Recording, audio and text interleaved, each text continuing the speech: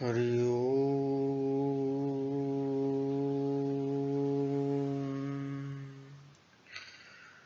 गुरु ब्रह्मा व विष्णु गुरुदेव महेश्वर गुरु साक्षात् परब्रह्म तस्मै श्री गुरुवे नमः। ध्यान मूलो गुरुमूर्ति पूजा मूलम गुरुपदम मंत्र मूलम गुरु वाक्यम मोक्ष मूलम गुरु कृपा। गुरु कृपा ही केवलम, गुरु कृपा ही केवलम। मित्रों, आज मैं आप सभी के समक्ष कई विभिन्न साधनाएं लेके आया हूं। कुबेर साधना, इंद्र साधना और लक्ष्मी साधना। और यूं तो भारतीय शास्त्रों में ग्रहण का महत्व माना गया है, परंतु तंत्र के और मंत्र के साधक यदि ग्रहण में विशेष रूप से साधना करें तो वह महासाधना मानी जाती है, क्योंकि सामान्य दिनों की उपेक्षा ग्रहण के समय यदि किसी मंत्र की साधना या आराधना की जाती है तो विशेष रूप से उपयोगी और सफलता प्रदायक होती है। और सामान्य दिनों में जो मंत्र जप किया जाता है उसकी उपेक्षा 100 गुना ज्यादा जल्दी फल देने के ग्रहण के समय वह मंत्र कार्य करता है। और यह निश्चित है कि सामान्य दिनों में मंत्र जप में लाभ हो या ना हो, असफलता मिले या ना मिले, परंतु ग्रहण काल के समय जो मंत्र जप किया जाता है उसका तो साधना में सफलता मिलती ही मिलती है, 100% मिलती है। और यह धारणा गलत है कि केवल तांत्रिक या मंत्रिक ही ग्रहण के समय साधना कर सकते हैं। यदि हकीकत में देखा जाए तो सामान्य गृहस्थ व्यक्तियों के लिए ग्रहण वरदान का स्वरूप होता है, क्योंकि सामान्य गृहस्थ व्यक्तियों के जीवन में समस्याएं और कठिनाइयां कुछ ज्यादा ही होती हैं और जिन्हें उनसे निरंतर जूझना पड़ता है। और इसका अगर उपयोग कर लिया जाता है तो वह अपनी खुद ही इन बाधाओं को दूर कर सकता है, जो छोटी मोटी बाधाएं हैं उनकी जीवन में। और यद्यपि सर्वत्र विज्ञान पंडित जो आपके सर्वज्ञ हैं, अगर सर्वज्ञ का मतलब यह है कि कई व्यक्ति या कई जो पंडित हैं या पंडित हैं जो जिनको मैं तो नफरत करता हूं, क्योंकि अधिकतर वो ग्रहण काल के समय या अमावस के समय या पूर्णिमा के समय आपके घर में अनुष्ठान करवाते हैं, आपसे पैसे लेते हैं और अनुष्ठान भी पूर्ण नहीं करते हैं।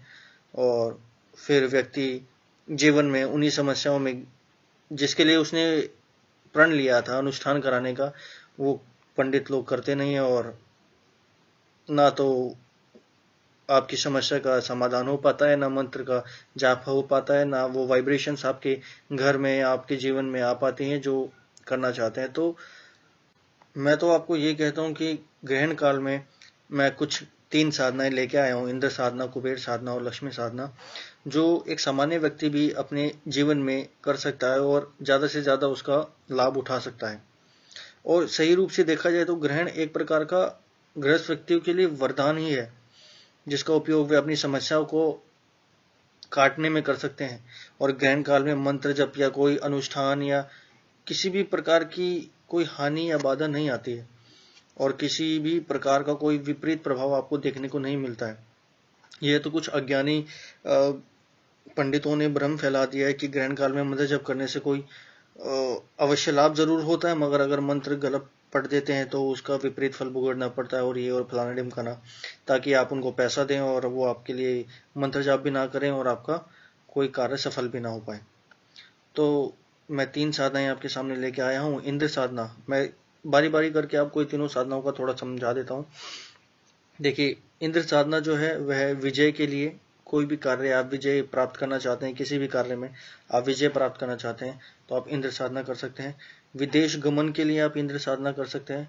विदेश स्थिति में कुछ संबंधी, जैसे आपके बाहर किसी विदेश में कोई सुरक्षा से संबंधित कोई परेशानी आ गई है तो उसके लिए आप भी इंद्र साधना कर सकते हैं।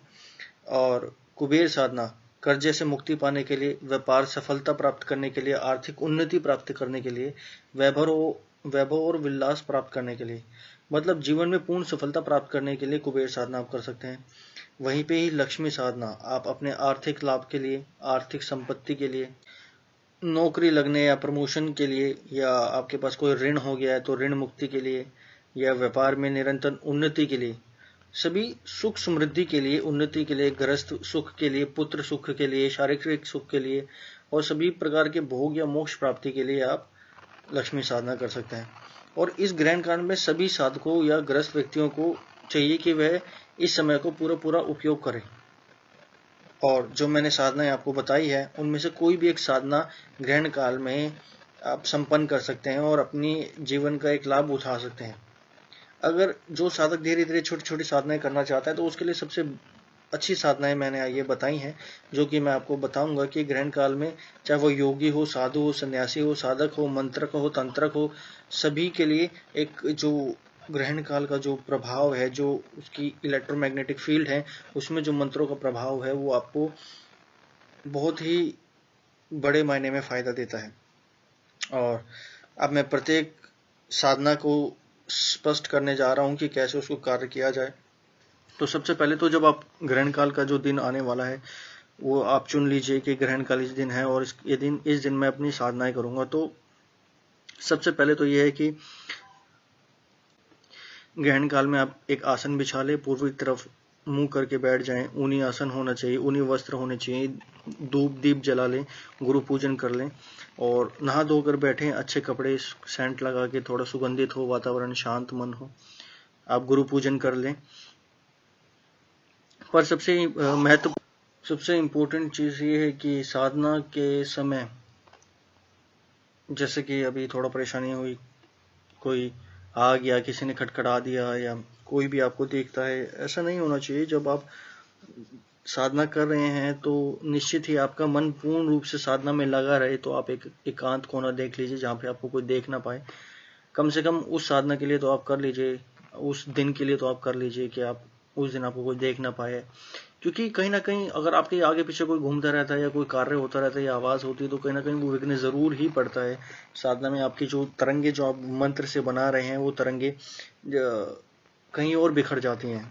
तो एक लय में जो तरंगे आप बनाना चाहते हैं वो नहीं बन पाती है, वो कहीं और बिखर जाती है। मान लीजिए कोई आ गया, कोई इधर देख रहा है, कोई उधर देख रहा है, तो आपकी जो विचारधारा है, जो आपकी तरंग बन रही है, इलेक्ट्रोमैग्नेटिक वेव्स बन रही हैं, आपकी अल्फा वेव्स जो बन रही हैं, वो कहीं और बिखर जाती हैं। और साधना काल के लिए तीनों के लिए ही अलग अलग माला उपयोगी है, इंद्र माला, कुबेर माला और लक्ष्मी माला। जो भी आप करना चाहते हैं, आप सामग्री लेना चाहते हैं तो आप ले सकते हैं। और ग्रहण काल में सबसे महत्वपूर्ण चीज ये है कि जब आप साधना में बैठेंगे तो पूर्ण साधना करके ही उठेंगे। और सबसे पहले मैंने बताया कि इंद्र साधना, इसके लिए कम से कम आपको 51 माला फेरनी है और 108 दाने होते हैं।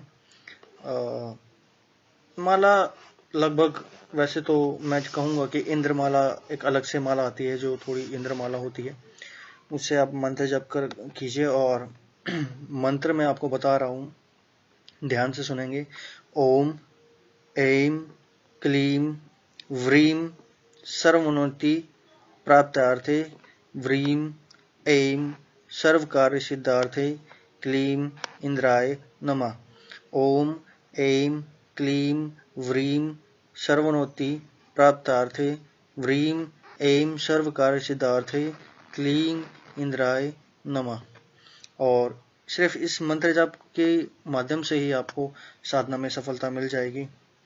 और वहीं पे ही मैं आपको जो कुबेर साधना है उसके लिए आपको कम से कम 51 माला जाप करनी है। और मंत्र जप है ओम ह्रीं यक्ष धीराज कुबेराय वैश्वनाय अष्ट प्रकारेण उन्नति प्राप्तार्थे सर्वोन्नति साध्य साध्य ह्रीं ओम नमः। ओम ह्रीं यक्षाधिराज कुबेराय विश्वयाणाय अष्ट प्रकारेण उन्नति प्राप्तार्थ सर्वोन्नति साध्य ह्रीं ओम नमः। मैंने धीरे से भी समझा दिया और तेज बोल के भी समझा दिया, जैसे आपको लगे आप मंत्र का जाप कीजिए और साधना में सफलता प्राप्त कीजिए। वहीं पे ही आगे बढ़ते हुए मैं लक्ष्मी की बात करता हूँ। वहां पे आपको कम से कम 51 माला जाप करनी है। मंत्र है ओम ह्रीं ऐं अष्ट लक्ष्मे धन धान्य समृद्धि देहि देहि ऋण मोचन व्यापार उन्नति प्राप्तार्थे ह्रीं ऐं महालक्ष्मी नमः। ओम ह्रीं ऐं अष्ट लक्ष्मी धन धान्य समृद्धि देहि देहि ऋण मोचन विपो व्यापार उन्नति प्राप्तार्थे ह्रीं ऐं महालक्ष्मी नमः। और मैं आशा करता हूँ कि आप इन तीनों साधनाओं को संपन्न कर अपने जीवन में सफलता प्रदान करेंगे और दूसरों को भी आप ये साधना कराएंगे। नमस्कार।